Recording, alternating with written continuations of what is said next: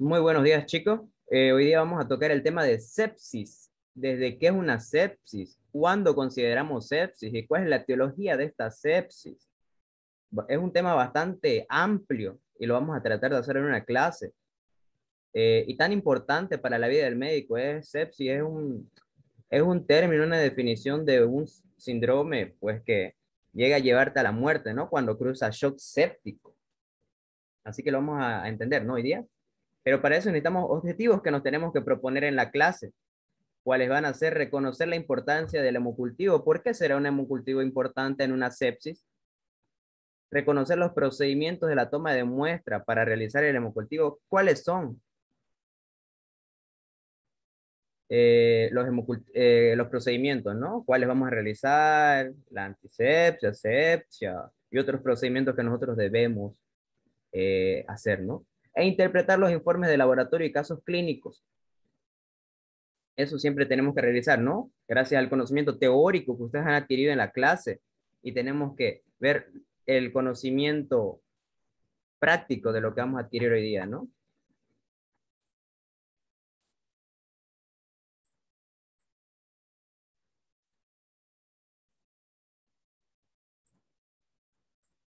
Entonces necesitamos unos conceptos previos. Desde decir qué es una inflamación. Pues, ¿qué es inflamación? La inflamación es la respuesta de los tejidos vascularizados a las infecciones y al daño tisular. Hace que las moléculas y las células encargadas de la defensa del anfitrión pasen de la circulación a localizaciones en las que son necesarias a fin de eliminar los agentes causantes de la agresión. Eso lo han visto, un bonito concepto, hasta en la parte de patología de Robbins, ¿no? En el libro de Robbins de patología e inflamación. Es un concepto bastante bonito. ¿Por qué? Porque es un daño al nivel de los tejidos vascularizados de diferentes etiologías, desde un traumatismo hasta una quemadura. Y ya estas moléculas, ¿a qué nos referimos? Nos vamos a referir a las moléculas que son las citoquinas proinflamatorias. Cuando se realiza una citoquina proinflamatoria en una inflamación, cuando hay daño del tejido. ¿Y cómo está compuesto el tejido? Está compuesto de fosfolípidos. Esto se daña, me crean dos enzimas que son la fosfolipasa, y estas fosfolipasas hacen que se cree un metabolito que es el famoso ácido araquidónico. Y ya ustedes sabrán cuál es la cascada de la inflamación y cuál es la cascada, bueno, la inflamación, Dios mediante la cascada de la coagulación, ¿no? Siempre tienen que saber porque la inflamación, pues, es una acción fisiológica. Si bien es dañina por cierta parte, también es buena porque me protege del agente invasor, agente exógeno, como puede ser endógeno. En endógeno mayormente es una autoinmunitaria, ¿no? Que siempre la vamos a tener en nuestro cuerpo. Quedarse con ese concepto y lo vamos a explicar más adelante. ¿Por qué me interesa inflamación? Porque cuando nosotros hablamos de sepsis, vamos a hablar desde que empieza de una bacteriemia y pasa pues a un foco infeccioso generalizado. Y si nosotros tenemos bacterias en la sangre, pues va a haber un síndrome de respuesta inflamatoria sistémica. Vamos a tener en pocas palabras una inflamación en todas las partes de mi cuerpo. Y pues que es una disfunción orgánica múltiple. Siempre tengan en cuenta que cuando en algún proceso está inflamado el órgano, va a estar disfuncional. En pocas palabras, no va a cumplir la función que debería cumplir. Si el estómago, por ejemplo, hay una gastritis, una inflamación de la mucosa gástrica, pues no va a producir más ácido clorhídrico, pues no va a tener, no va a dejar que pase fácilmente el bolo alimenticio, no va a llegar a producir tantas enzimas y el jugo alimenticio del ácido clorhídrico para que el bolo alimenticio se pulverice en líquido, ¿no? No va a llegar a producir estos procedimientos. ¿Por qué? Porque está inflamado. Una inflamación te deja estático o reduce. Por eso dice disfunción orgánica múltiple. ¿Y por qué hablamos de orgánica múltiple? Vamos a hablar porque, como les dije, esta bacteria pues ha recorrido todo el torrente circulatorio. Entonces, ¿qué significa eso? Pues a que al recorrer todo el torrente circulatorio va a ocasionarme diferente inflamación en diferentes órganos. Por eso, orgánica múltiple, disfunción, ¿no? En la presencia de alteraciones en la función de dos o más órganos en un paciente requiere la intervención clínica para lograr mantener la homeostasis. ¿Qué es la homeostasis? Lo aprendieron por fisiología. Son las condiciones estables y equilibradas de todo el cuerpo, según el Guyton lo define. En pocas palabras, todo el cuerpo tiene que estar funcionando estáticamente y relativamente bien. Porque en la sepsis, vamos a ver más adelante en lo que sería el SOFA, vemos desde un factor cardiovascular, un factor hematológico, un factor respiratorio y un factor hepático, hasta un factor renal. Entonces significa que está afectando a diferentes órganos que son importantes. Un riñón me sirve para filtrar, ya lo vamos a hablar más adelante. Hígado me sirve, es el órgano más metabólico para fármacos, metabólico para todo el cuerpo. La parte cardiovascular me va a llegar a perfundir la sangre, que es de los signos más importantes que invade la sepsis. El síndrome de difusión orgánica múltiple, por sus siglas en inglés, es causado generalmente por la sepsis y se relaciona con el síndrome de respuesta inflamatoria sistémica. ¿Y qué es la sepsis? Este fue un concepto añadido en 2016 por las organizaciones internacionales, pues que se reúnen cada cierto tiempo para actualizaciones de definiciones de enfermedades, ¿no? Pero en este caso fue exactamente para sepsis. La sepsis, este concepto se lo tienen que tener como el padre nuestro, ¿no? Es la disfunción orgánica causada por una respuesta anómala del huésped a la infección que supone una amenaza para la supervivencia. Hay que razonar un poco acá, ¿no?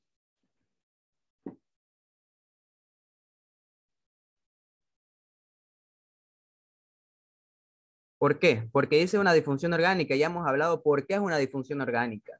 Causada por una respuesta anómala, sí, del huésped a la infección que supone una amenaza para la supervivencia, sí. ¿Por qué? Es lo mismo que pasa con el COVID. Porque en algunas personas, algunos que otros pacientes presentan genéticamente, eso lo vamos a hablar más adelante del polimorfismo genético, que representa una respuesta muy grave para la supervivencia. En el caso, por ejemplo, de COVID, hay algunas personas que forman trombos, ¿no? Es porque su fisiología está bastante bien y que forman unas plaquetas y demás van a embolizar, ¿no? Es porque genéticamente ellos tienen una muy buena defensa, pero es agresiva, es muy agresiva y pues en parámetros fisiológicos, pues debería, por ejemplo, tengo yo un traumatismo, ¿no? Me corté con el cuchillo, no sé, estaba pelando papa, digamos, ¿no? Muy bien. Y pues lo que hace mi querido cuerpo, mi querido estado fisiológico, va a llegar a que vengan hartas plaquetas y pues que esta parte de tejido, la parte tisular que me está faltando, va a cubrirlos, ¿no? Para que posteriormente salga un epitelio nuevo. Pero hay casos en que hay una hipertrombocitopenia, una hipertrombocitosis, perdón, una hipertrombocitosis.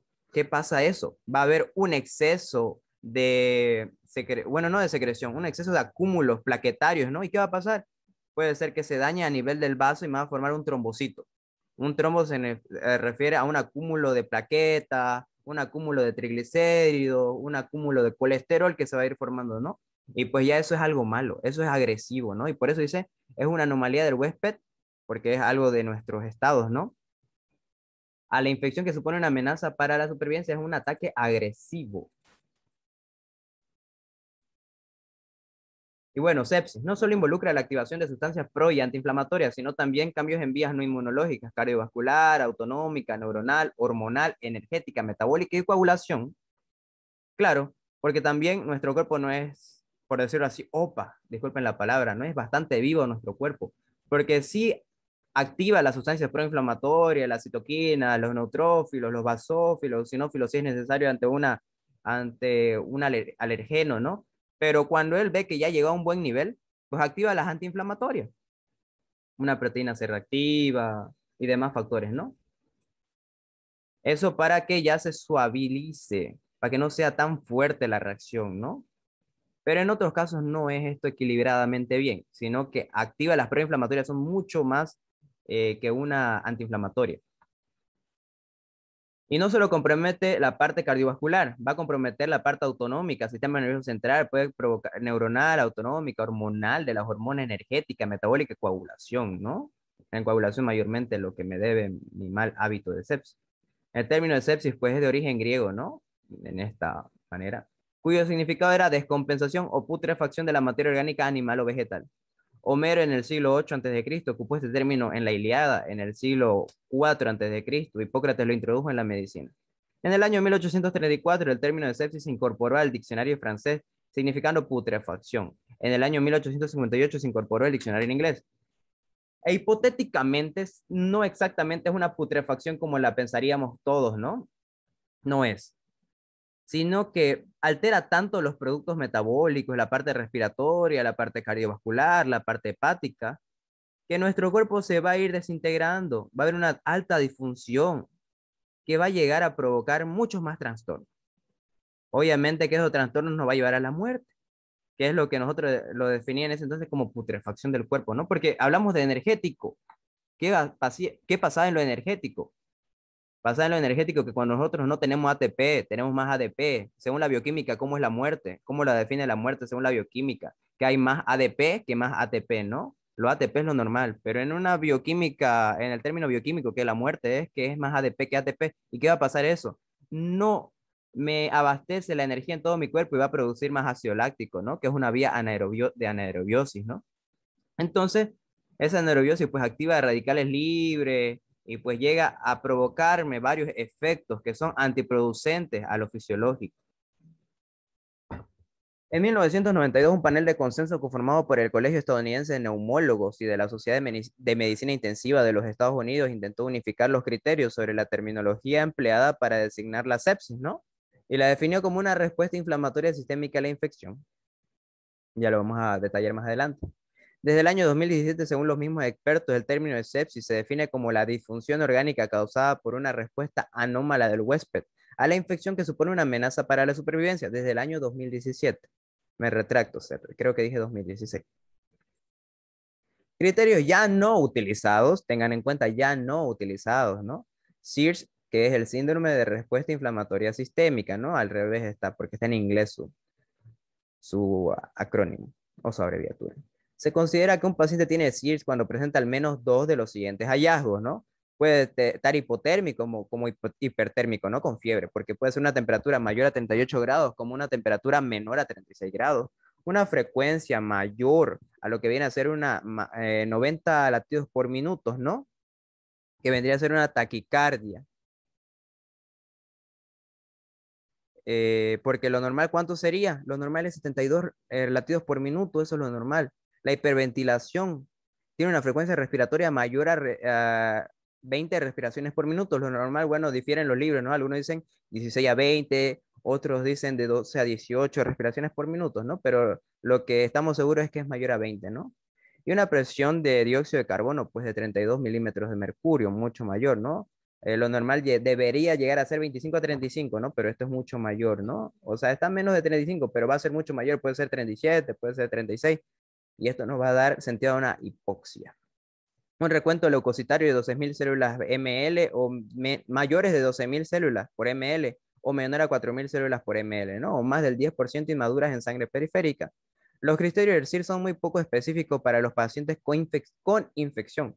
Hoy en día no se lo toma en cuenta en la clasificación para sepsis. Esto ya no, solo era para que ustedes conozcan, ¿no? Ya esto hoy en día ya no se lo toma. Siempre hay las actualizaciones que vemos día a día, ¿no? Las infecciones comunes pueden causar septicemia, ¿no? Entre los adultos con septicemia, el 35% tenía una infección pulmonar, una neumonía, ¿no? Es en los estadios, en las principales, pues es lo que me causa mayormente sepsis, ¿no? Una neumonía de un foco pulmonar, ya saben, ¿no? Ya lo hemos hablado en los capítulos de vías respiratorias bajas, ¿no? Que uno puede pensar que es una simple neumonía, una tosecita y demás, pero puede causar, miren, puede causar sepsis, septicemia, ¿no? Sepsis en sangre, obviamente. El 25%, pues, tenía una infección urinaria, no infección renal, lo que hemos avanzado recientemente de infecciones urinarias, desde una Escherichia coli que puede llevar más sepsis, como las habían nombrado, ¿no? Y el 11%, pues, tenía un tipo de infección intestinal, gastrointestinal, una salmonelosis, una shigellosis y demás, ¿no? Y el 11% tiene una infección cutánea. Las infecciones cutáneas están en los más bajos parámetros que podemos tener, ¿no?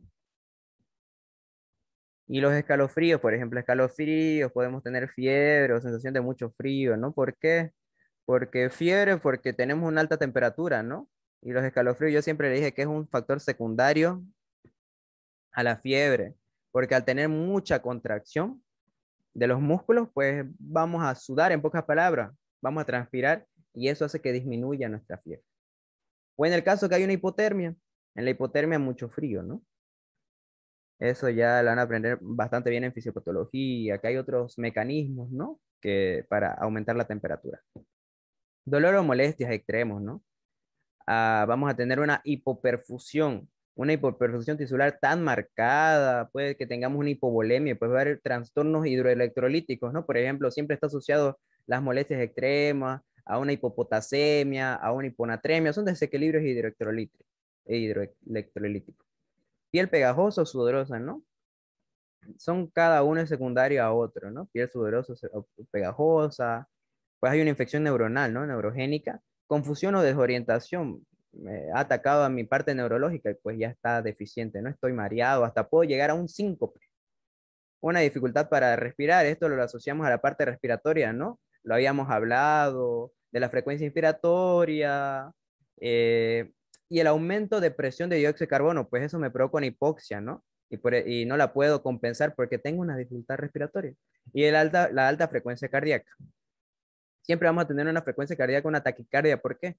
Porque esto lo vamos a relacionar mucho con shock séptico, porque el shock séptico, muy aparte de tener sepsis, que es una etiología bacteriana que va a provocar un síndrome de respuesta inflamatoria sistémica, también me va a provocar una hipoperfusión tisular. En pocas palabras, voy a tener sangre, parámetros de sangre, de líquido de sangre, muy bajo. Y siempre cuando ustedes vean que la carga está muy baja de sangre, va a aumentar frecuencia cardíaca para que bombee más el corazón, el trabajo del corazón, pero va a ser deficiente si yo no logro adaptar a la fisiología perfecta de mi corazón, que son 5 o 6 litros, ¿no? Y pues aquí tenemos el famoso SOFA o SOFA, que es el resultado del SOFA, ¿no?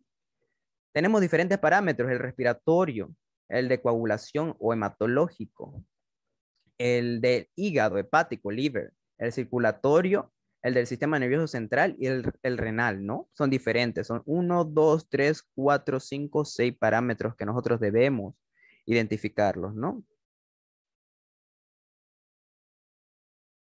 Teníamos, a ver, el respiratorio, el de coagulación, el liver, el hígado, el circulatorio, el sistema nervioso central, el renal y el urinario. Perdón, soy 6. Sabías que me faltaba uno. Urinario, son 6. Muy bien. Desde el respiratorio, ¿qué me interesa, no? Tenemos una escala de 0 a 4, ¿no? Desde lo más bajo hasta lo más alto, que sería lo más peligroso, ¿no? Empecemos por el urinario, para que me vayan entendiendo. El urinario, por ejemplo, nosotros tenemos entre los parámetros urinarios la famosa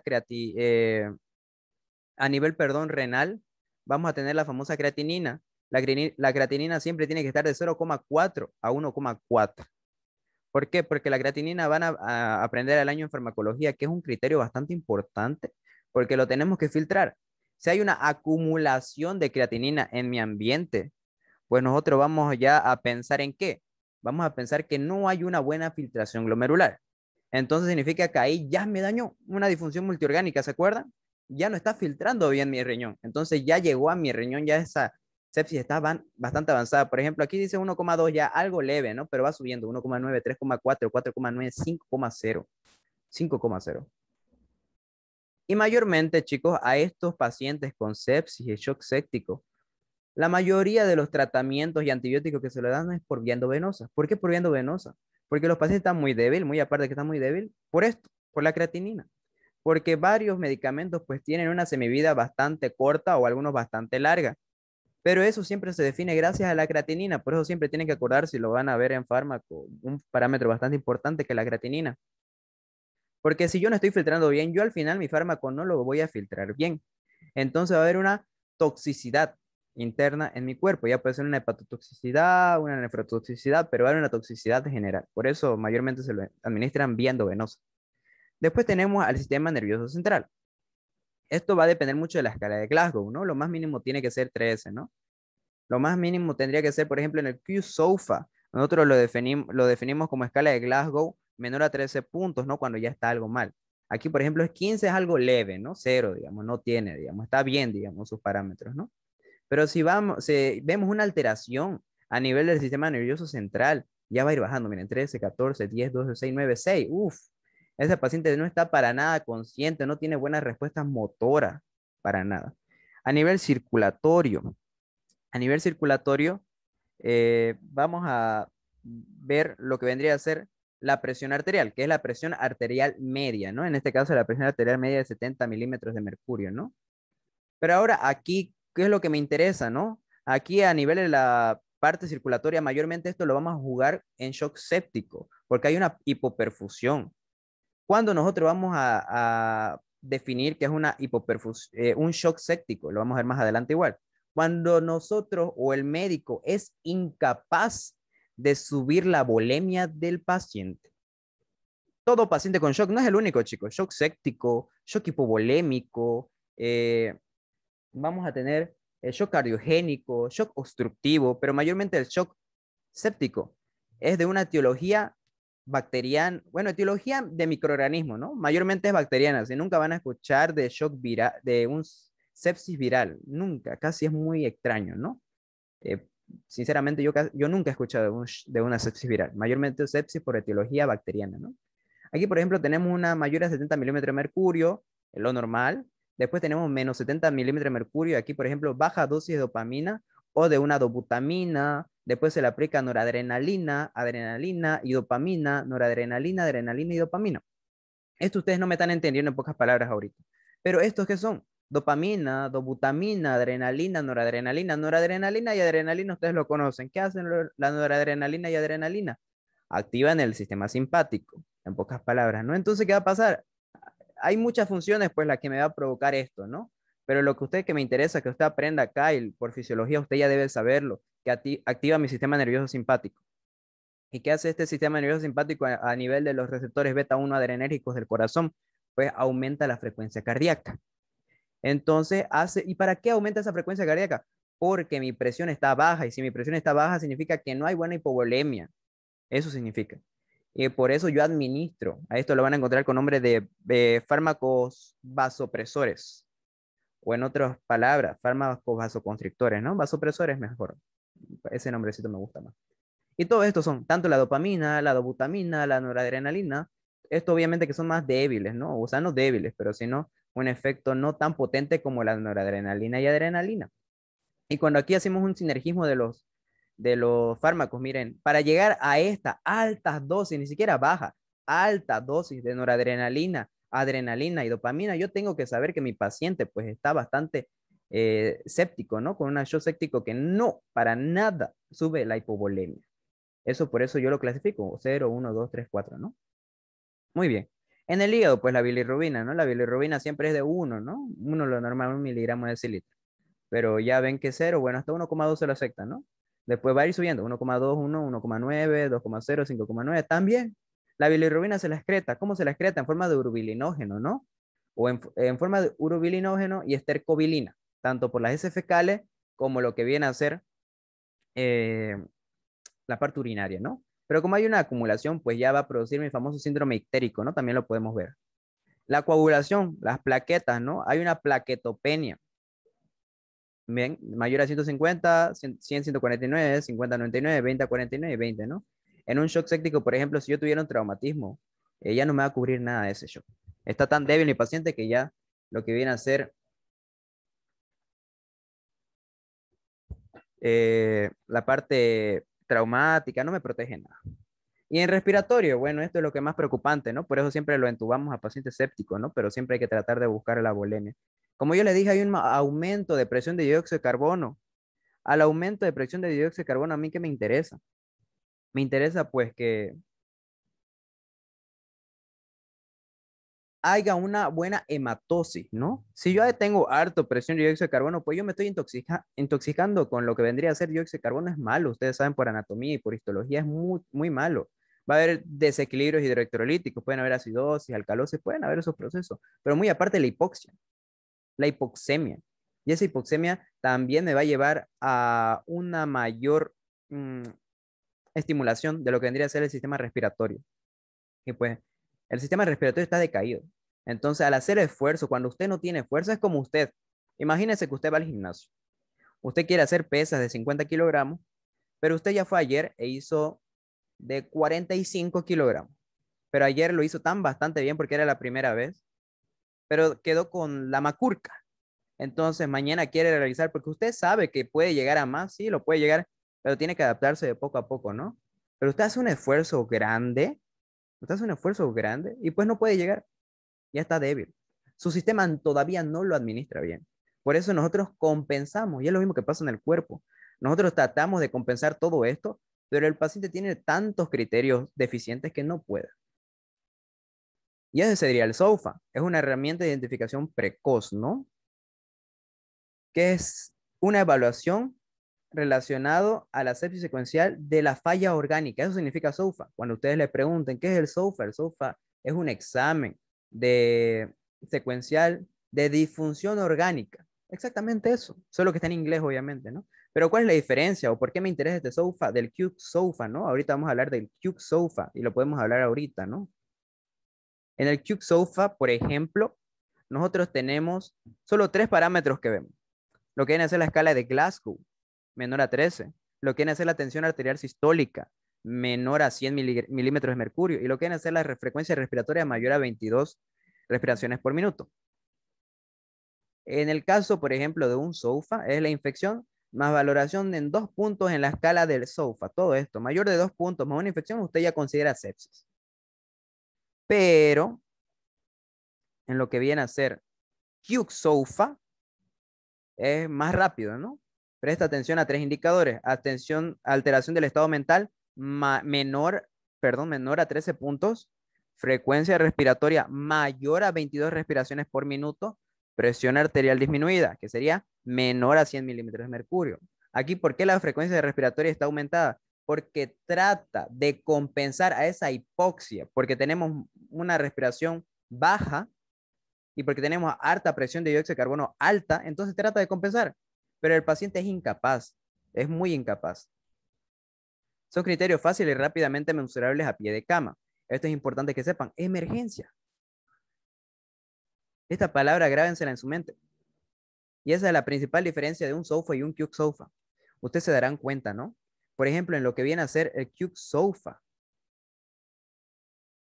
Como dice quick, ¿quién sabe inglés? Quick, es rápido, ¿no? Un SOFA muy rápido significa. ¿Por qué? Porque nosotros algunas veces, y la mayoría de las veces de sepsis, pues llega un paciente de emergencia, ya llega muy débil, con una frecuencia respiratoria muy baja, con una presión de dióxido de carbono alta, con una tensión arterial sistólica también baja, porque está hipoperfundido, está hipoventilado, ¿no? El paciente. Entonces nosotros no podemos estar pidiendo exámenes de hematológico, no podemos estar pidiendo hemograma, no podemos estar pidiendo examen general de orina, todo eso me va a dar, por ejemplo, creatinina, lo que viene a ser la parte de la bilirrubina, todo eso es con tiempo, chicos. Todo eso es con tiempo. Usted tiene que ahorrarse el tiempo. Si usted, por ejemplo, ve a su paciente shock séptico, usted se va a dar el tiempo de hacer toda la escala SOFA. No. Por eso se han inventado estos 3 parámetros del QC SOFA, por eso se llama QC, o quick en español, QC en inglés, ¿no? Del Quick SOFA, que es bastante rápido. Usted ve una infección, listo. Más Quick SOFA, 2 de estos 3 parámetros y ya sabe que es sepsis. Esa es la diferencia principal. El Quick SOFA te ahorra bastante tiempo. Y te ahorra bastante tiempo porque el paciente no te va a esperar que le hagas el SOFA que es bastante largo. ¿Acaso el paciente si está, usted lo ve séptico, está bastante adinámico, astémico el paciente? Usted, por ejemplo, en escala de Glasgow va a estar todavía haciendo toda la escala de Glasgow que usted ya sabe que es larga. No. Usted tiene que ver cada paciente es diferente, ¿no? Esa es la principal diferencia entre estos dos. Y entonces esta es la escala de Glasgow, ya lo habíamos hablado, ¿no? Es una escala motora y que se puntúa, ¿no? Tanto puede ser ocular, puede ser verbal y motora, ¿no? Esto, por ejemplo, mientras más puntos tiene, estás bien. Mientras menos puntos tiene, pues estás bastante mal, ¿no? Menos de 13 ya te considera bastante mal. Por ejemplo, tenés que tener si te llaman, vos directamente, por ejemplo, le decimos Aldemir, y directamente él ya ahorita seguro volcó los ojos y está pensando que le pregunté, ¿no? Eso es una espontánea, está bastante bien, Aldemir. Pero si él no responde, o sea, le digo, Aldemir, y no me dice nada. Entonces está mal. No tiene una buena actividad motora sensitiva. Verbal, si yo le hablo y lo oriento y conversando, yo le digo, por ejemplo, Ana Laura, anda a la derecha, a la derecha, un cuarto más allá, pues ahí está el baño. Y ella me dice, ya está bien, y va a ir caminando directo allá. Pero si ella no me dice nada, por ejemplo, yo le digo, Ana Laura, el baño está allá a la derecha, ¿no? Ella me dice, diciembre. No tiene nada que ver con la conversación, ¿no? Esas son palabras inapropiadas. O si quizás me dice, no, o sea, no me dice nada, solo hace sonidos incomprensibles o no me da ninguna respuesta.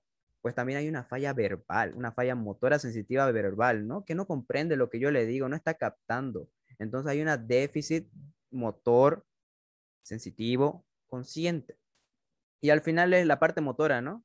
Si yo, por ejemplo, le digo, no sé, Shelby, echate en la cama.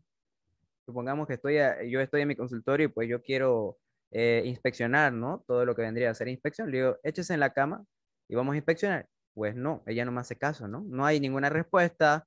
Puede ser que solo se extienda el brazo, puede ser que se retire, o sea, no retire del cuarto, pero sino que camina hacia atrás en vez de hacer caso, ¿no? Hacer el mandado. No, pues eso son fallas motoras. Usted tiene que ya ver eso al paciente. Usted le hace diferentes preguntas. Por ejemplo, cuando hace verbal, son típicas preguntas que le diga usted a su paciente. ¿Qué se llama? ¿En qué año estamos? ¿Cuándo es su cumpleaños? Y diferentes preguntas que son bastante fáciles y su paciente no la va a saber responder. Por ejemplo, en mi caso, yo cumplo el 16 de enero. Me pregunta mi doctor, ¿cuándo es su cumpleaños? Y yo le digo, no sé, hoy día, digamos, 4 de agosto, le digo. O me dice, ¿qué fecha es hoy día? Y supongamos que hoy día es 4 de agosto y yo le digo 31 de diciembre, le digo, no, son déficits motores que usted tiene que ver en su paciente. SOFA y QSOFA, ¿no? La disfunción orgánica puede ser identificada con un cambio agudo en la puntuación total del SOFA mayor a 2 puntos, ¿no? Consecuente de infección considerando una puntuación de 0 como base. Una puntuación SOFA mayor a 2 refleja un riesgo de mortalidad aproximadamente un 10%. Pacientes con sospecha de infección pueden ser precozmente identificados con el Quick SOFA, ¿no? Con sospecha de infección, precozmente, rápidamente. Esa es la diferencia. Shock séptico. ¿Qué es shock séptico?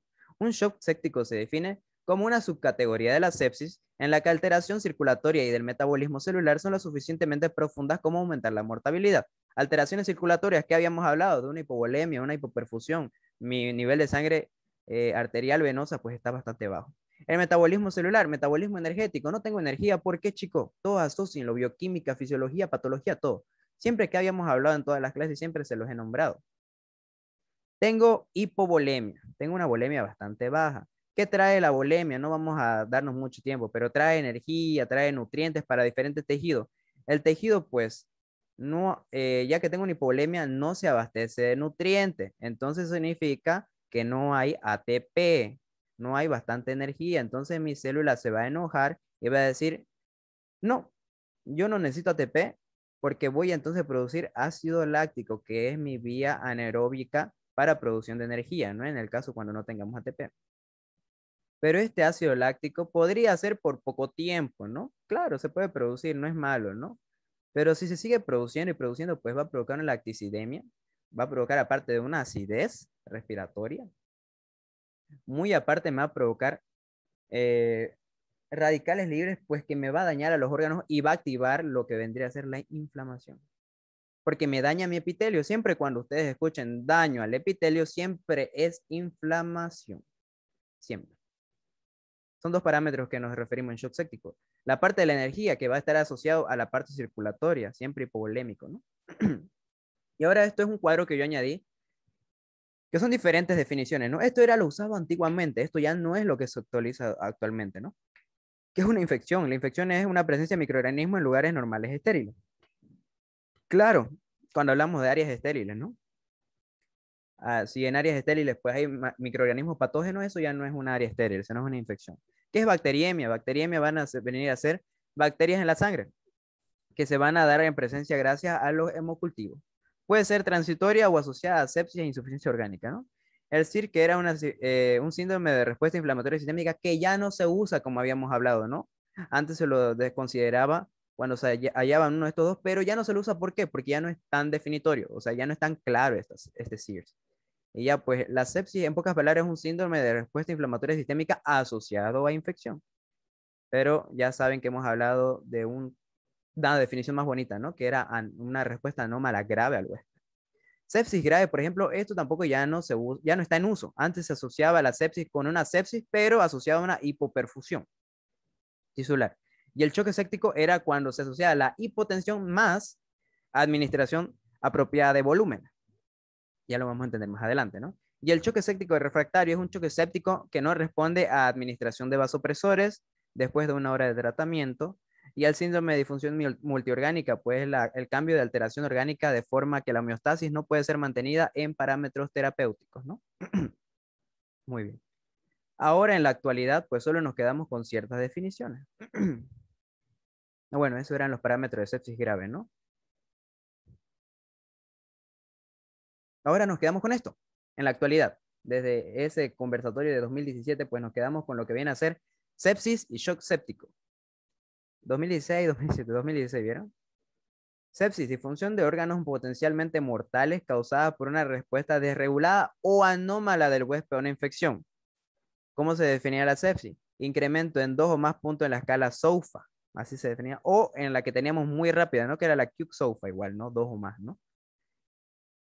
La sepsis grave ya no se usa, como ven. Yo les mostré de la definición de sepsis grave, pero ya actualmente está en desuso. Solo nos quedamos en sepsis y shock séptico. Y el shock séptico es la sepsis, pero que me induce a profundos cambios celulares, energéticos y circulatorios, celulares, metabólicos y circulatorios, que se asocian a una mortalidad superior al 40%.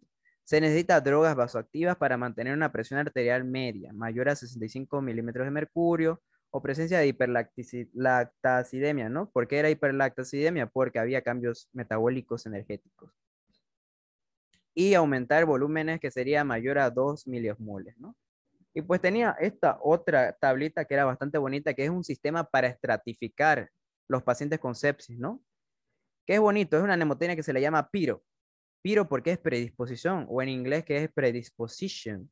La injuria que es infection, ¿no? Respuesta, y lo que vendría a ser difusión de órganos, ¿no?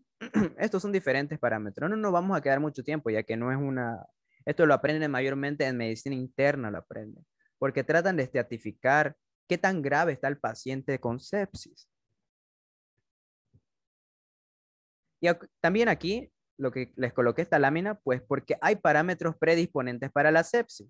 Claro, siempre hay muchísimos parámetros predisponentes. En el caso, por ejemplo, hay factores intrínsecos, o sea, factores endógenos de ustedes mismos. La edad, sí, la edad mayormente en mayores, las comorbilidades, las enfermedades, por ejemplo, imagínense un paciente de hipertensión arterial, una persona diabética, personas con inmunosupresiones, con vaccinaciones que son vacunas, nutrición e integridad de mucosas, ¿no? Cirugías, como vamos a ver un casito clínico bastante adelante, ¿no? Cuando hay heridas, procedimientos no limpios, no esterilizantes, emergencias o cirugías electivas, material protésico, una endocarditis infecciosa. Por ejemplo, una endocarditis infecciosa es también un factor predisponente para que me cause sepsis, porque está directo al corazón. Es muy directo, ya se acuerdan cuando estábamos hablando de estafilococos, ¿no? También hay procedimientos como catéteres vesicales, dispositivos intravenosos y heridas, ¿no? Eso siempre tienen que tener en cuenta cuándo, porque nosotros cuando hablamos de lo que vendría a ser que están contaminados, no están esterilizados, entonces estos procedimientos pues llegan a estar contaminados, ¿no? En los catéteres, dispositivo intravenoso, todo.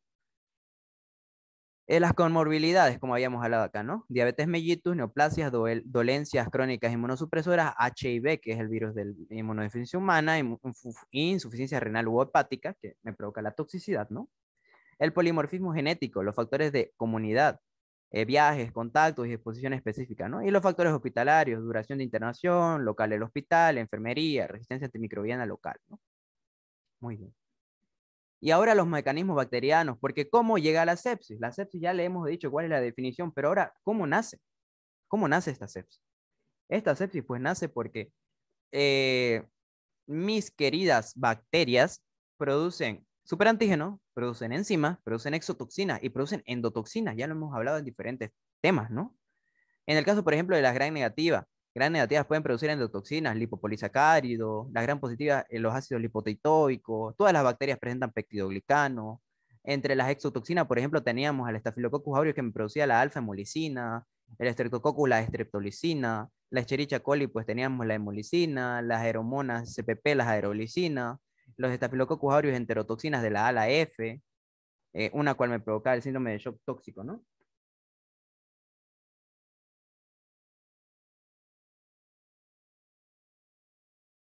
Encima, Streptococcus pyogenes y el Clostridium perfringens, que era fosfolipasa C.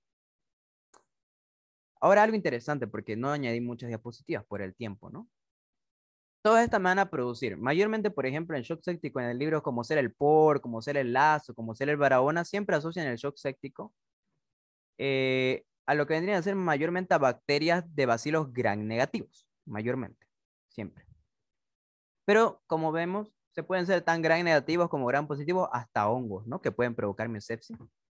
Pero los mecanismos bacterianos que proceden esto, aquí siempre quédense con esta palabrita, ¿no? Que son los fosfolípidos, lipopolisacáridos, todo esto son. Pero mayormente fosfolipasa. ¿Por qué la fosfolipasa? Porque nosotros teníamos los famosos tejidos humanos, ¿no? Alguien me puede decir, así por histología básica, ¿cómo está compuesto el tejido humano? ¿Cómo estaba compuesto? ¿Se acuerdan de esa definición de tejido? ¿Cómo está compuesto un tejido? Está compuesto de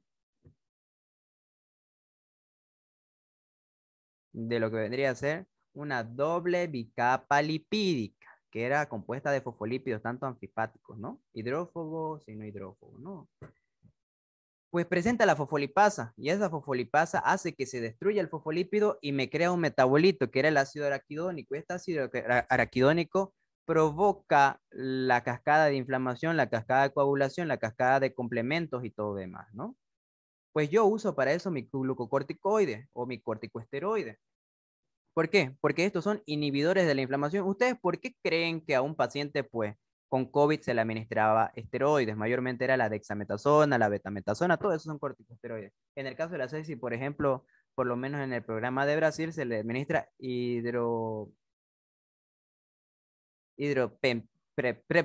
prednisona, exacto. Porque son antiinflamatorios.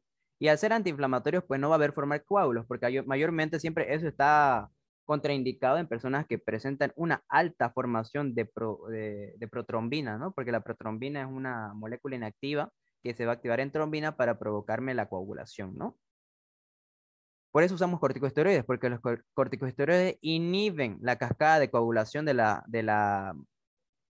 ácido araquidónico. Entonces no va a haber inflamación, no va a haber formación de trombos, no va a haber unión de plaquetas y demás. No va a haber nada. Entonces no hay inflamación. ¿Por qué? Pues puede provocarme trombos y ya me puede provocar otros. Puede haber una embolización, un broncoespasmo, un coronario espasmo, y pues ya puede haber un daño en insuficiencia cardíaca, necrosis, infarto, y pues puede haber otra dolencia, ¿no? Pero también está contraindicado en qué paciente, no es dar por dar, ¿no? Por eso los corticosteroides no se lo da como primera opción, ¿no? Hay que ver el estado del paciente. ¿Por qué? Porque ustedes se acuerdan cuando se hacían esos memes en Facebook, pues cuando hablaban de los famosos cushingoideos, personas cushingoideas, no sé si han visto en los famosos cuando había COVID, ¿no? ¿Por qué? Porque a los pacientes con COVID se les administraba corticosteroides para la inhibición de esta inflamación, inflamación de la coagulación, pero ¿cuál es lo malo de los corticosteroides? En exceso, lo que la gente no sabía, ¿no? Que esto te provoca una hiperglicemia y te provoca una hipernatremia. La hiperglicemia es básica, ustedes ya lo saben, significa que estos corticosteroides en personas con sepsis está contraindicado en pacientes diabéticos. ¿Por qué? Porque va a subir hartísimo esa glicemia, va a haber una descompensación, ¿no? Y está contraindicado en pacientes, bueno, no está contraindicado en nadie, pero en exceso puede haber una hipernatremia, ¿no? ¿Y qué va a pasar con la natremia? Ustedes siempre saben que el sodio atrae el agua, entonces como mi sodio atrae mi querida agua, pues ¿qué sucede? Sucede que mi paciente va a presentar edema, va a haber peor que hay inflamación, hay un aumento de la permeabilidad, pero al contrarrestar con esto hay una hipernatremia y va a haber aumento del líquido de mi cuerpo y eso es porque le llaman el síndrome de Cushing, el síndrome de Cushing, porque hay una reabsorción del sodio mayor a lo normal y entonces todo su cuerpo se ve gordito, pero es acúmulo de agua. Y un signo clásico de las personas con síndrome de Cushing, pues que tienen cara de semiluna. Aplicación práctica de los criterios clínicos en pacientes con sepsis y shock séptico. Usted tiene un paciente, le llega con sospecha de infección. Usted rápidamente en emergencia le aplica Q-SOFA, mayor a 2. Si es mayor a 2, pues ahora va a evaluar la evidencia de la disfunción de órganos. Ahora sí, recién después de ya estabilizar, bueno, ni siquiera estabilizarlo, pero ya tener una sala y bien todo, le realiza el SOFA. El SOFA. Si es mayor a 2, el SOFA, que eran los parámetros, ¿se acuerdan? El respiratorio, el renal, el hepático, el cardiovascular, el hematológico, el neurológico, lo considera como sepsis. Ya está exactamente considerado como sepsis. A pesar de la reanimación con los líquidos adecuados, la necesidad de vasopresores para mantener presión arterial 65 milímetros de mercurio y el lactato sérico a mayor de 2 milímetros de mole, pues si es que no, si es que hay una respuesta, sí sería shock séptico. Sí. Pero si no hay, tiene que monitorear la condición clínica, reevaluar una posible sepsis si está clínicamente indicado. Puede ser que haya habido un falso positivo o un falso diagnóstico de sepsis. Pero, por ejemplo, cuando el QXOFA es no, o sea, no es mayor a 2, sigue sospecha de sepsis. Si sigue sospechando de sepsis, pues tiene que evaluar la evidencia de función de órganos. Ustedes ya saben cuándo puede proceder esto, me van a decir, José, pero cuando yo sospecho de sepsis, si es que mi QXOFA salió bastante bien. Por ejemplo, digamos que la respiración tenía 17 respiraciones por minuto, o sea, estaba en los parámetros, estaba bien mi paciente, la presión de dióxido de carbono estaba bien y la escala de coma de Glasgow estaba bien, bastante bien. Entonces yo solo tuviera dos parámetros bien, pero yo voy a sospechar siempre y cuando mi paciente yo lo tenga que ver, yo lo voy a ver, por ejemplo, la clínica, ¿no? Me va a decir que tiene, por ejemplo, que no orina bastante, entonces significa que hay una disminución de la filtración glomerular. Eso yo tendría que hacerle más preguntas respecto a la clínica. Y si yo sospecho, ahí voy a hacer la evaluación de la evidencia de disfunción de órganos. Va a depender también ahí de la clínica, ¿no? Y pues si yo no sospecho de sepsis, yo igual no lo dejo a mi paciente, pues no, lo voy a monitorear, lo voy a revisar, va a seguir en observación mi paciente, ¿no? Y voy a reevaluarlo para una posible sepsis si está clínicamente indicado. Variables en Quick SOFA ya lo hemos visto, ¿no? Frecuencia respiratoria, estado de conciencia y presión arterial sistólica o tensión arterial sistólica. Las variables en el SOFA, que puede ser presión arterial, frecuencia inspiratoria, escala de coma de Glasgow, presión arterial media, 65-70, administración de vasopresores, creatinina, bilirrubina y recuento de plaquetas. Ahora, ¿qué es el hemocultivo? ¿Para qué me interesa saber el hemocultivo? Porque es la técnica cual yo voy a usar. ¿Para qué? Es la técnica que yo uso para la toma de muestra. ¿De qué? ¿Cuál es la toma de muestra? A ver, aquí una pregunta súper fácil. En aquí, ¿cuál sería mi toma de muestra? ¿Cuál es mi muestra en un hemocultivo? Sangre. Muy bien, Valeria. Fácil, sangre, ¿no? Cultivo de sangre. Hemo es sangre y cultivo es cultivar. Ya saben por cultivo en las anteriores clases que hemos pasado de generalidades, pues que cultivo se refería mayormente al crecimiento de bacterias en un ambiente apto, en condiciones favorables, ¿no? A la bacteria y había un crecimiento de estas mismas. Pues mayormente este es el análisis, ¿no? Hemocultivo. La toma de muestra, pues, ¿la muestra cuál sería? Sangre. Es un método empleado en enfermedades que cursan en bacteriemias, sepsis y shock séptico. El éxito depende de extraer sangre antes de cualquier tratamiento con antibióticos media hora antes o dentro de la primera y segunda hora después del pico febril. Por ejemplo, en el caso que usted haga una endocarditis infecciosa, no es necesario que llegue al pico febril, puede nomás. Solo en el caso de endocarditis infecciosa, no estoy hablando en todos, ¿no? Solo en el caso de endocarditis infecciosa no requiere a que llegue a su pico febril. Si yo hablo de un pico febril, ¿por qué espero ese pico febril? Porque es donde la disfunción orgánica pues ya está en todo mi cuerpo. Ahí ya voy a decir, por ejemplo, que tengo una disfunción orgánica múltiple y el pico febril está alto.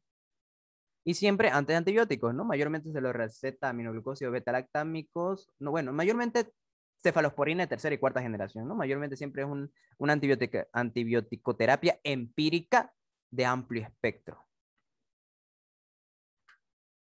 Hemocultivo los datos, ¿no? Cuando se conoce el microorganismo causal y se recibe el tratamiento adecuado, la sobrevida de los pacientes sépticos aumenta entre un 30 a 40%, ¿no? Eso tiene que ser un diagnóstico bastante rápido, tanto médico, microbiólogo, tenemos que trabajar bastante rápido en estos pacientes sépticos, ¿no? Porque no, una vez que llega el shock séptico es muy difícil desarrollar la vida. La determinación se realiza a partir de dos o más muestras de sangre obtenidas en puntos de extracción diferentes. Sí, ¿por qué? Dos o tres muestras, sí. Y en puntos diferentes, mucho mejor. ¿Se acuerdan cómo se llama este proceso? Pues el proceso se llamaba flebotomía. Se lo tomaba de diferentes partes, ¿no? Se lo podemos, por ejemplo, tomar del antebrazo derecho, podemos tomar del antebrazo izquierdo, quizás podemos tomar del muslo, a nivel de la arteria, de la pena femoral, por ahí. ¿Por qué? Porque puede ser que mi bacteria justamente no esté todavía localizada en todo mi torrente circulatorio. Puede ser que justamente esa bacteriemia está a nivel de mi antebrazo derecho y pues yo la haya tomado del antebrazo izquierdo. En el antebrazo izquierdo, ¿qué me va a salir? Me va a salir negativo para hemocultivo, ¿no? Pero en el brazo derecho me va a salir positivo para hemocultivo. Esa es la principal característica por el cual se toma 2 a 3 hemocultivos. Mayormente ahora se dice que solo 2 pero siempre se lo toma entre 2 a 3 y en diferentes partes del cuerpo. Se realiza cuando el paciente presenta signos o síntomas de sepsis como fiebre, escalofrío, fatiga, taquipnea, taquicardia, leucocitosis, ¿no? Taquipnea, una frecuencia respiratoria alta y una frecuencia cardíaca alta, fatiga porque está débil el paciente, escalofríos y fiebre, ya saben por qué, y una leucocitosis, ¿no? En la endocarditis, la bacteriemia es continua y se pueden extraer hemocultivos, sí, sí, ahí está, listo, ¿ves? Sin necesidad de esperar el pico febril. Ahora, preguntas, chicos. ¿Cuál es la muestra que se toma para el diagnóstico de sepsis? ¿Cuál es la muestra? Sangre. Muy bien, específicamente sangre venosa, chicos, siempre tengan en cuenta Venosa. sangre venosa. ¿Y qué nombre recibe este tipo de análisis bacteriológico? Hemocultivo seriado. Muy Hemocultivo. bien, no sé quién dijo seriado, pero exactamente, muy bien. Siempre cuando hablamos, tenemos que hablar de hemocultivo seriado, es una preguntita trampa, ¿no? Muy bonita. ¿Por qué? Porque no estamos hablando de 2 a 3. Cuando hablamos de 2 a 3, y si quieren mucho más, hablamos de seriado, porque vamos a estar viendo diferentes hemocultivos a la vez. Si solo hablamos de hemocultivo, solo pensaríamos que tomamos solo una vez la muestra y con esa vamos a trabajar. ¿Y cuáles serían los organismos? ¿Cuál es el microorganismo que está presente en la sangre? Estéril. Estéril. Muy bien, es Estéril. área estéril. No tienen que haber en la sangre pues microorganismos. Eso ya es una bacteriemia, eso ya es algo patológico. En los agentes etiológicos de sepsis con mayor frecuencia se aíslan en un hemocultivo, pues tenemos tantos gram positivos, tenemos gram negativos y pues tenemos hongos, ¿no? Entre los gram positivos, pueden haber, esto no hay una especificidad, ¿no? Pueden haber bacterias gram positivas, gram negativas, como cocos, como bacilos, ¿no? Staphylococcus aureus, Staphylococcus epidermidis, el Viridian, toda la familia de los Staphylococcus, los bacilos Listeria monocytogenes, el Clostridium perfringens, ¿no? En los cocos, por ejemplo, la Neisseria meningitidis, entre las enterobacterias, la E. coli, la Klebsiella pneumoniae, el Enterobacter cloacae, entre las no fermentadoras, pues la Pseudomonas aeruginosa, el Acinetobacter spp y la Stenotrophomonas spp, ¿no? Y entre hongos, pues la más común es la cándida. Esto mayormente en pacientes con VIH. Completa el siguiente esquema correspondiente a la toma de muestra para un hemocultivo. Lugar. ¿Cuál sería el lugar más característico?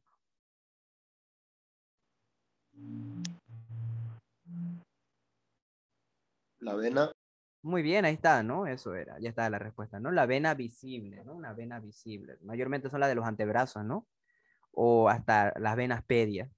Desinfección del lugar, alcohol con yodopovidona es una dirección concéntrica. ¿Qué me refiero a concéntrica? Pues que a ese nivel donde quieren tomar la muestra, pues tienen que con la toronga limpiarlo en forma de redondos o círculos, ¿no? Así. ¿Cómo se llama la técnica de punción? Flebotomía. La cantidad de sangre, ¿cuál sería la cantidad de sangre, perdón, perfecta para que nosotros hagamos nuestro hemocultivo? 2.5 ml. 2 ml. Dicen 2.5, sí, pero quedémonos con 2. ¿Y en adultos cuánto sería? 5. De 10 a 20 5 a ml. 10.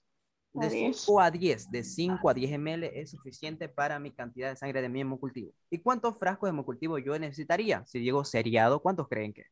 Un parámetro. 3. 3. De 2 a 3, de 2 a 3, ¿no? Cada 30 minutos. No a la vez, ¿no?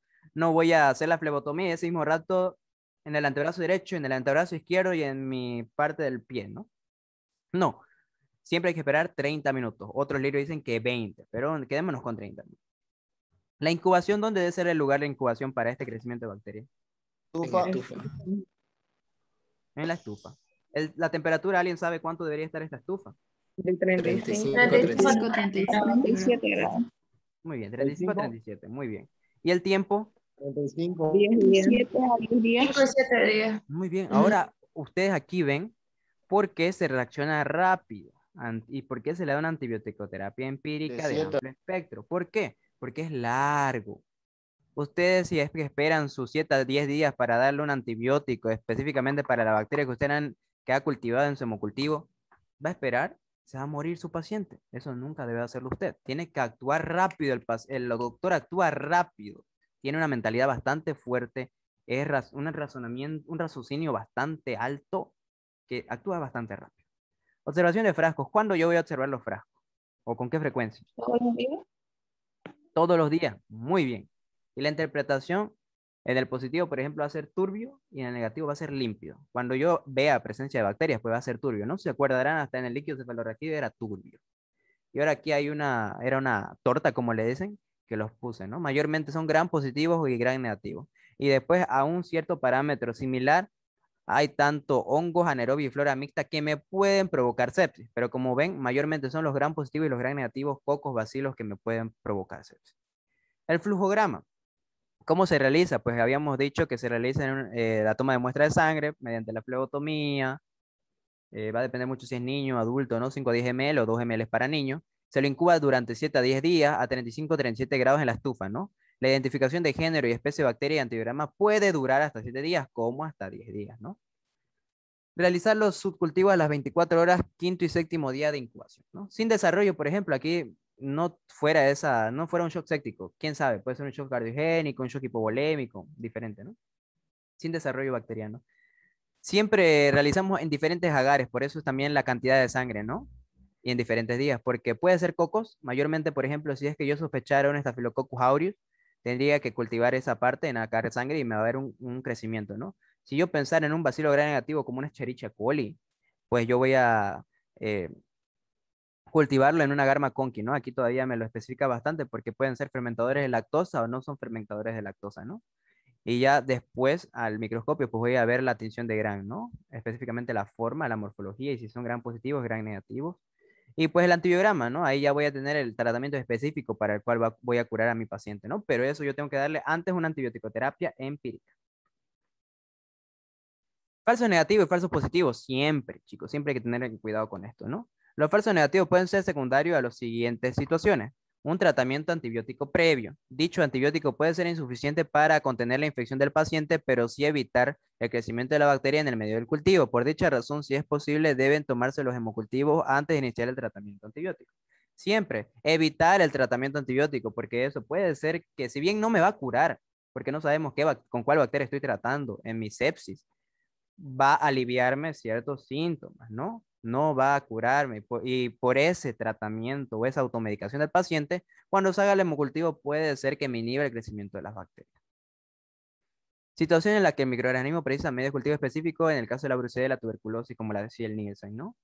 Y los falsos positivos, pues son conocidos también con el nombre de pseudobacteriemia, sí. Ocurren como consecuencia de la contaminación de la sangre del paciente en el momento de la extracción de la misma en su manejo, ¿no? Esto se realiza cuando no hay una buena desinfección del ambiente, antisepsia de los tejidos y demás, ¿no?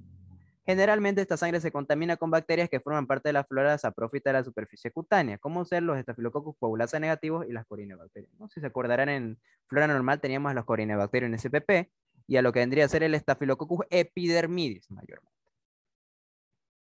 Casos clínicos. Caso clínico número 1.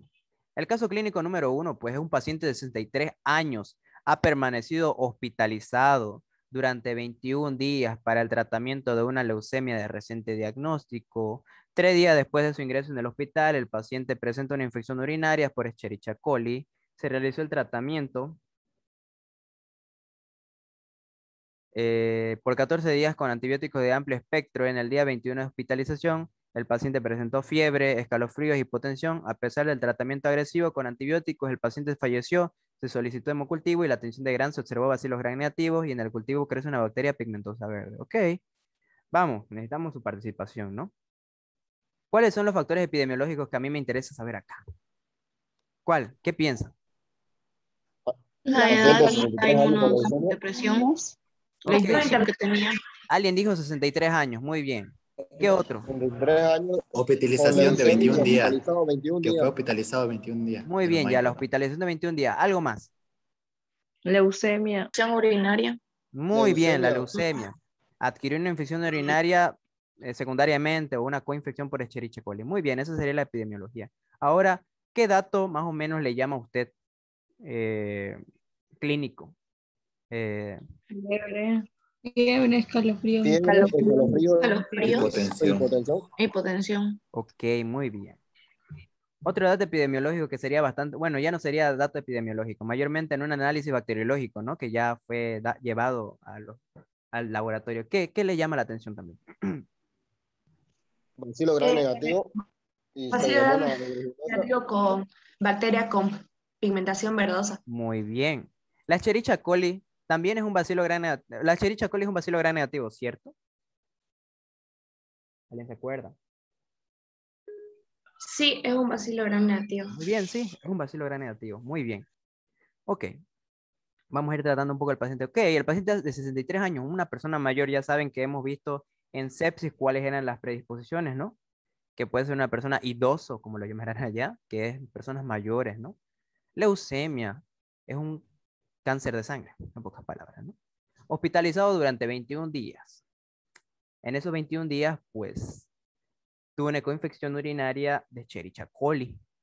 Se realizó tratamiento por 14 días con antibiótico de amplio espectro porque no sabía si era Escherichia coli el problema, ¿no? Porque al entrar a lo que viene a ser el hospital, pues nos topamos con diferentes bacterias, ¿no? Nos topamos con muy diferentes. Entonces, se le dio un amplio espectro. ¿Quién sabe? Podría haber sido una Klebsiella pneumoniae, una neumonía, pero no estaba asociado a ventilación, ¿no? Estaba normal, ¿no? Tras 21 días de hospitalización, el paciente presentó fiebre, escalofríos y hipotensión. Seguro pensaron que era Escherichia coli. Seguro. Pensaron que era una Escherichia coli que se le iba a pasar, ¿no? Pero presentó fiebre, escalofríos y hipotensión. A pesar del tratamiento agresivo con antibióticos, el paciente falleció, se solicitó hemocultivo y tinción de Gram. Se observaron bacilos gram negativos y pigmentación verdosa. Datos epidemiológicos. Hospitalización de 21 días. Muy bien. Tratamiento con antibióticos por 14 días por infección urinaria. Estaban tratando la infección urinaria, más no me están tratando otra cosa. Tenía leucemia, entonces la inmunosupresión era baja. Y era un paciente de 73 años. La clínica, pues, me mostraba lo que vendría a ser fiebre, escalofrío e hipotensión. Una hipovolemia bastante dura, ¿no? Porque ya estaba hipotenso. El análisis bacteriológico de la tinción de Gram me dio bacilo gram negativo. ¿Cuál llegaría a ser, según su prospecto médico universitario, el agente etiológico de este caso? Pseudomonas. La pseudomonas aeruginosa, por el pigmento verde, Pseudomonas por el pigmento verdoso que presenta y porque es muy resistente a los antibióticos. Muy bien, muy buena respuesta. Bienísima. Ahora, algo más ahí para añadirle. ¿Qué se llama ese pigmento verdoso? ¿Alguien se acuerda? ¿Alguien se acuerda? O ahí lo agarramos con la teoría. Ahí lo agarramos, chicos, ¿vieron? Tienen que seguir repasando la teoría. Pues, ¿qué se llama esto? Se le llama la famosa pioverdina, ¿no? Este pigmento, pues, crece, ¿no? También tenemos otros pigmentos, ¿no? Que era la piocianina, la piorubina, pero mayormente la pioverdina. La pioverdina que me crece así, verdecito, así como verán en quemadura o en el hemocultivo, pues, ¿no? En todo caso, eh, verdecito, de color. Por eso se llama pioverdina, ¿no? Y era así, la Pseudomonas aeruginosa es bastante, es una pseudomona, la pseudomona es bastante, es una bacteria pues que tiene ante amplio espectro resistencia. Es muy difícil llegarla a tener, eh, llegar a matar a esta bacteria, a alisar esta bacteria, perdón, a destruirla. Ahora, el diagnóstico final, ¿cuál piensan que es y por qué? No me digan solo es esto por esto, no, díganme por qué. Alguien que se anime, ¿por qué? ¿Cómo nos damos cuenta que es el diagnóstico final de este caso? Ya hemos hablado diferente. Es una quemadura, no se dice, ¿no? Es sepsis, es shock séptico, es una bacteriemia, es un síndrome Shock de respuesta inflamatoria séptico. sistémica. ¿Qué? ¿Qué creen que puede ser? Shock séptico. Ok, muy bien, shock séptico. Pero ahora dígame, ¿por qué creen que es shock séptico? No es solo decir es shock séptico. ¿Por qué? Pseudomonas aeruginosas. Esa es la etiología, pero el por qué fisiopatológico. ¿Por qué? Mayormente ustedes vieron que la definición de la no me decía nada de que si es shock séptico es pseudomonas. No, eso es algo de conocimiento que yo tengo como médico. Pero ¿por qué yo pienso que es shock séptico? ¿Qué definía un shock séptico? ¿Cómo se definía? Es una respuesta a, es una alteración de las funciones fisiológicas. Muy bien, ya eso era Un shock séptico. déficit. Ok, Y la fiebre con los escalofríos son respuestas de nuestro cuerpo ante un, eh, una patología o un agente causal. ok, sí, eso pero puede aparecer en fiebre o en sepsis. Pero hay una clínica que es aquí muy importante para shock que yo les dije, ¿cuándo vamos a diferenciar un shock séptico de una sepsis? Yo le dije, shock no es solo decir que es una una fiebre, un escalofrío, hay algo, alguito más le falta y está bastante bien, pero hay una clínica que es verdad. La fiebre puede aparecer en sepsis, puede aparecer en bacteriemia, puede aparecer en una infección urinaria, en gastrointestinal, puede aparecer en todo, chicos, la fiebre. Claro, es una respuesta, sí, pero no es algo normal una clínica de acá que ustedes la están viendo, que aparezca en un shock séptico. Todo shock, chicos, se caracteriza por algo. Y se lo pregunto. Me acuerdo que me preguntaban en bioquímica, ¿qué shock? Y yo tenía que responder. ¿Qué shock, chicos? ¿Cómo se define shock? Ahí en la clínica. Ya me dijo Valeria, fiebre, escalofríos, ¿qué les falta a esa clínica?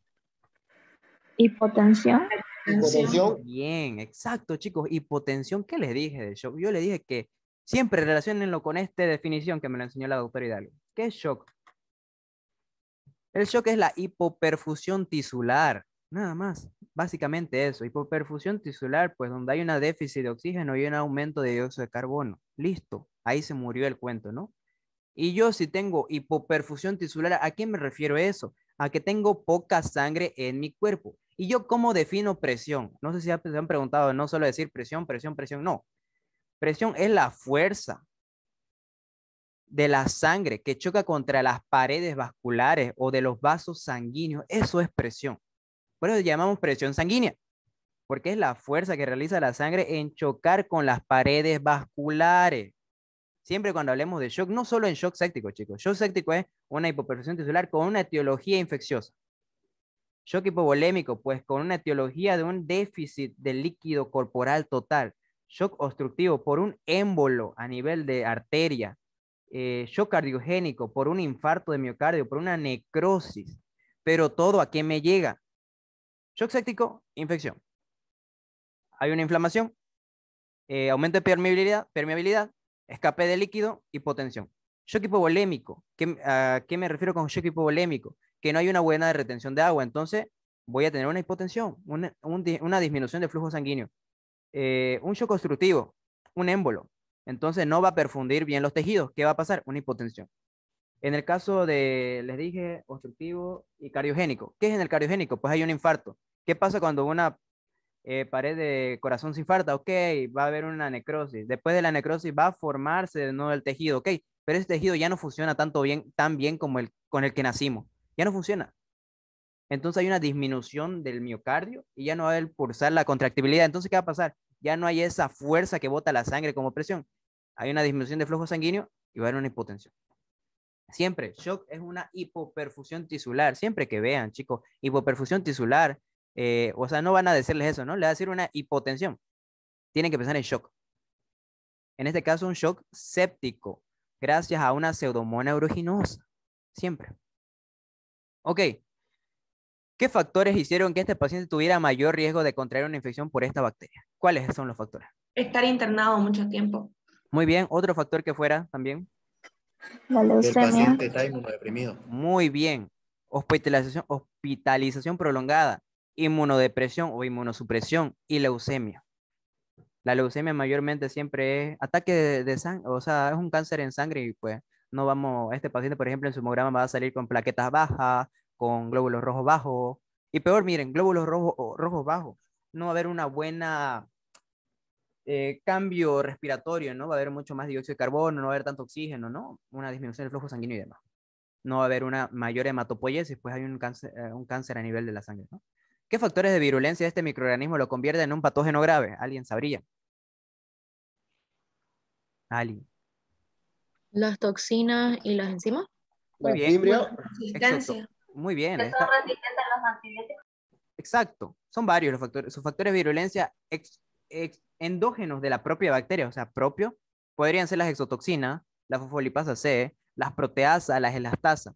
Y otro que sería exógeno, porque nosotros lo hemos propuesto así por la mala medicación o antibioterapia empírica personal, la alta resistencia a ATV. Muy aparte de que nosotros consumamos mucho de lo que vendría a ser los antibióticos, pues ya crean resistencia. Ya les he mostrado en los primeros capítulos, ¿no? Que una bacteria muere y no es OPA, ¿no? Deja su ADN y pues se van aumentando la resistencia antibacteriana. ¿Qué antibióticos se pueden usar para tratar estas infecciones por esta bacteria? ¿Cuál sería? Uno de los pocos. Usa una mezcla de dos como aminoglucósidos más betalactámicos. Ok, en la teoría la has visto, la doctora lo dice bastante bien y me gusta aprendí bastante de ese término, es aminoglucósidos más betalactámicos. A ver, antes de seguir hablando, ¿qué se llama eso? Tiene su propio nombre. ¿Cómo se? Sinergismo. Exacto, Sinergismo. muy bien, Sinergismo. sinergismo. Sinergismo es el término adecuado. Podemos ocuparlo en otros aspectos, sí, pero ahora estamos refiriéndonos a qué. Estamos refiriéndonos a sinergismo porque estamos aumentando, estamos combinando los dos antibióticos que vamos a usar, ¿no? Pero también pueden ser los carbapenems.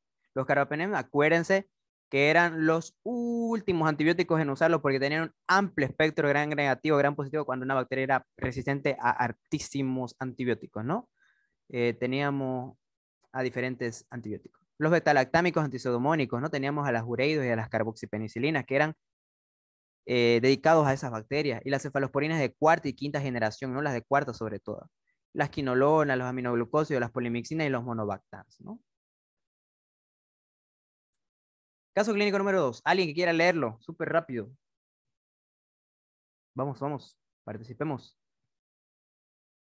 O yo nombro. Valeria, ¿puede leer el caso clínico, por favor?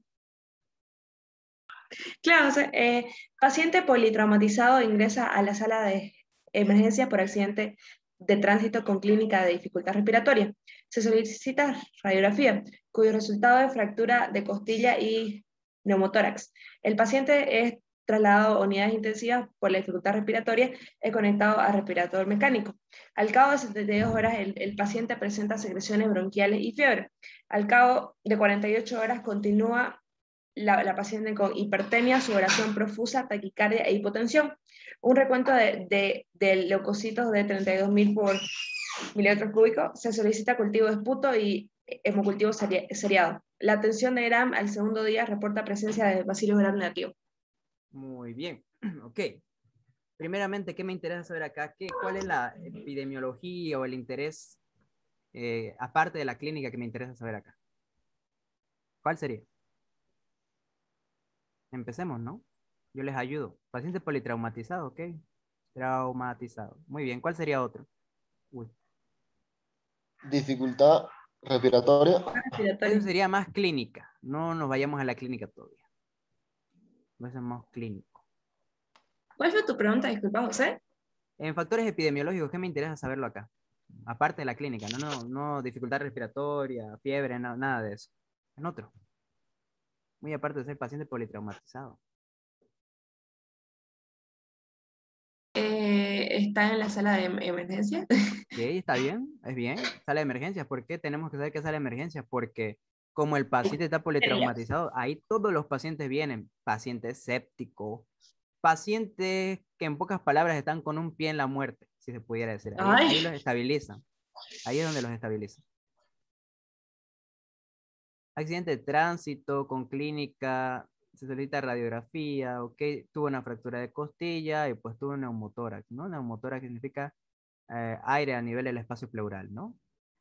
El paciente trasladado a unidad de terapia intensiva, ustedes saben que es grave, ¿no? Llegar a terapia intensiva, lo sabemos ahora por experiencia, lastimosamente en los pacientes de COVID, uno sabe que cuando entra a terapia intensiva es muy pocas las probabilidades que saque a terapia intensiva. Y siempre que le llamo terapia intensiva, ¿por qué? Porque le instalamos el ventilador mecánico. ¿Cómo dice, no? El respirador mecánico. Sigue. Se solicita cultivo de esputo, esto es más bacteriológico, ¿no? Cultivo de esputo, porque seguro pensaban que era una neumonía, porque ¿por qué pensaría que es una neumonía? Tuve una fractura de costilla, ¿no? Así que cualquier bacteria vivísima, como tuve una fractura de costilla, tuve un paso, un mecanismo de transmisión directo a los pulmones. Entonces, por eso yo pienso que puede ser una neumonía, ¿no? Pero también pedí un hemocultivo seriado, ¿no? La atención de Gran al segundo día reporta presencia de bacilos gram negativos. Con esto ustedes, si yo pensaba entre una bacteria y entre una neumonía, quizás causante de una Streptococcus neumonía, quizás. ¿Ustedes creen que me descartó mi presentimiento que pudo ser una Streptococcus neumonía? ¿Puede ser? ¿Por qué Bacilo Gram negativo lo descartó? Muy bien, Carlos. Bacilo gram negativo. Tenemos que saber, ¿no? La morfología, ¿no? No es un diplococo positivo, un coquito positivo. Muy bien. Ahora en la clínica, ¿qué tenemos que saber? Pues en la clínica sabemos que presenta dificultad respiratoria. Quizás por eso haya pensado que era neumonía. En estos casos, por ejemplo, si usted hubiera recibido un paciente así, ¿usted qué hubiera pensado si es que actualmente, ahorita, no estamos jugando, ¿usted qué hubiera pensado que hubiera tenido ese paciente con dificultad respiratoria? COVID. Exacto, COVID. Siempre también tengan que tener en cuenta que todo va a cambiar respecto a la estación del año. Eso ya es epidemiología, ¿no? Por ejemplo, ahorita todo paciente que llega a un hospital que tenga que ver con síntomas signos, sintomatología a nivel del tracto respiratorio, dinofagia, disfagia, dificultad respiratoria en este caso, ¿no? Todo lo relacionamos con COVID. Por ejemplo, este paciente directamente lo hubiera entubado a COVID, digamos, ¿no? Por ejemplo, tenía dificultad. Pero no, este no es el caso, ¿no? Se solicita radiografía para ver cómo está fracturado, ¿no? Se denotó fractura de costillas y pues también denotamos a nivel de la neumotórax, ¿no? A UTI, porque necesitaba conectarse al respirador mecánico. Al cabo de 72 horas, el paciente presenta secreciones bronquiales y fiebre, ¿no? Al cabo de 48 horas continúa la paciente con hipertermia, ahora sí, ¿no? Hipertermia, sudoración profusa, taquicardia, e hipotensión, ¿no? Hipotensión. Recuento de leucocitos de 32 milímetros cúbicos, ¿no? Hipertermia se refiere a que va a tener una fiebre alta, sudoración profusa, a que va a estar sudando bastante alto, frecuencia cardíaca, gracias a la hipotensión. Siempre, ya les dije, ¿no? Si nosotros tenemos una hipovolemia, pues el mecanismo de reflejo del corazón va a aumentar frecuencia cardíaca para que aumente el trabajo del corazón y aumente la sangre, ¿no? Obviamente. Por ejemplo, si yo hubiera visto sudoración profusa, un síntoma de la tuberculosis, sudoración profusa, ¿no? Dificultad respiratoria, pero no tenía una hemoptisis, así que yo pude haber descartado eso, ¿no? Ok, pero se solicitó un cultivo de esputo y un hemocultivo, pues, ¿no? Pero al segundo día reporta que el cultivo de esputo, bueno, reporta presencia aquí, digamos, miren, bueno, el hemocultivo siempre tarda de 7 a 10, ¿no? Bueno, hoy tardó 2 días. Bacilos gram negativos. La clínica, ¿cuál es la clínica? ¿Cuál sería? Dificultad respiratoria. Muy bien, una de las más marcadas. ¿Qué otros síntomas? Secreciones Neumotórax, Septemia, fiebre. taquicardia, hipotensión, Muy bien, disnea. Disnea, ¿qué es dificultad respiratoria? Secreción bronquial, fiebre, hipertermia, diaforesis, que es la sudoración, taquicardia, hipotensión. Y la hipótesis diagnóstica, ¿qué pueden pensar que es? sepsis intrahospitalaria, Qué buen término infección utilizado. respiratoria, Sepsis hospitalaria. nosocomial, Sepsis nosocomial, muy bien también, es bastante buena. Sepsis, infección respiratoria nosocomial. O en otros casos también, bueno, mi auxiliar a mí me había explicado en ese entonces que es una sepsis con foco neumónico. También se puede hablar, era una neumonía, ¿no? Pero en el caso, no por una neumonía adquirida en la comunidad.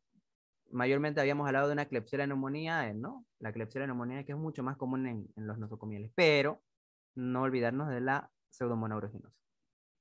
Posible causa de infección, ¿cuál sería la posible causa de infección? respirador El mecánico, respirador Respirador mecánico. mecánico. infección, respirador. Exacto, estaba mal esterilizado quizás eso. Y el análisis bacteriológico, pues que solicité era hemocultivo y cultivo de esputo. ¿Cuál es el análisis bacteriológico? ¿Qué me apareció en estos? Según la tensión de Gram. Bacilos gram negativo, Era negativo. ¿Cuál podría negativo, ser este bacilo gram negativo? La pseudomona aeruginosa. Bien, La pseudomonas. Pseudomonas aeruginosa o la Cinetobacter baumannii o la Klebsiella pneumoniae. Agente probable, yo no estoy diciendo un agente bacteriológico definitivo, ¿no? Porque solo me salió, digamos, en mi cultivo, no me especifica tampoco en el caso, ¿no? Agente probable, siempre tengan que ver eso, ¿no? Agente probable. ¿Y la profilaxis cuál es la que yo debería recomendar a este hospital como doctor? O como, bueno, un salubrista en todo caso sería. la esterilización, Esterilización. Muy bien, los objetos intrahospitalarios, muy bien, esterilizar El los respirador mecánico sobre todo. Sí, en este caso el respirador mecánico, pero también todos los objetos hospitalarios siempre se los recomienda esterilizarlo, todos los intrahospitalarios. Muy bien. ¿Qué significa hemólisis? destrucción de glóbulos rojos, De glóbulos rojos y eritrocitos. ¿Qué significa hipertermia? aumento de Aumento de la temperatura, temperatura. Muy bien, aumento de la temperatura corporal, mayor a 40 grados, 38, 39. Taquipnia, ¿qué es la taquipnia? aumento del número de respiraciones normales, Ok, aumento de la frecuencia respiratoria normal. ¿Qué es la taquicardia? aumento de frecuencia Aumento de la cardíaca, frecuencia cardíaca. Ok. ¿Qué es el Quick SOFA? O Quick SOFA, ¿qué es? ¿Qué es? ¿Cómo lo definen? Criterios que ayuda para el diagnóstico de sexo. Ok, obviamente, ¿no? Un criterio que ayuda a diagnóstico de sexy en emergencias, ahí puede añadirlo, ¿no? Pero mayormente el Quick SOFA es un Quick Sequential Organ Failure Assessment, ¿no? Que es un examen rápido de falla multiorgánica. Exactamente. ¿Qué es la hipotermia? Disminución de la temperatura por debajo de lo normal. Ok, descenso de la temperatura corporal por menos de 35 grados centígrados o por debajo de lo normal, ¿no? Hipoperfusión, ¿qué sería la hipoperfusión que hemos hablado todo el día? Disminución del riego sanguíneo. Disminución de la perfusión tisular en términos más bonitos. ¿Y qué es la cianosis distal? Coloración azul. Coloración violácea de las regiones distales de los dedos causa una reducción de hemoglobina con un defecto del transporte de oxígeno, ¿no? Modelos de laboratorio. Informe de laboratorio número 1, miren. El paciente Juan Pérez, material de sangre, hemocultivo, miren, en el frasco número 1 y número 2, a los primeros 7 días no se observaron gérmenes y en el tercero tampoco.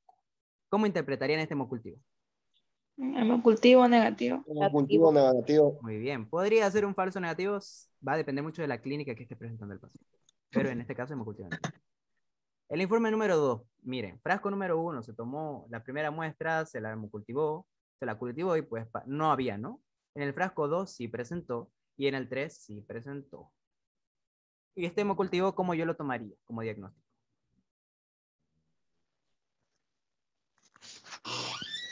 ¿Cómo tomo este hemocultivo? ¿Negativo, positivo? No se sabe. Positivo, ¿Cómo? positivo. Positivo. Positivo. Exacto. ¿Por qué positivo, chicos?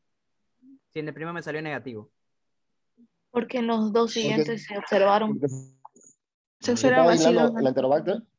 Porque Claro, en muy el aparte, segundo ¿no? No se... solo saber, digamos, la bacteria, ¿no? Sino que, como dijo su compañera, ¿no? Se observaron presencia de bacterias en los otros dos, no solo que sea enterobacter, ¿no? Siempre. Y eso sería con lo que respecta a la parte de sepsis. Tenemos 3 minutos. Le voy a decir 2 datos y les voy a empezar a preguntar, ¿no? Como siempre se hace en todas las clases. Uy.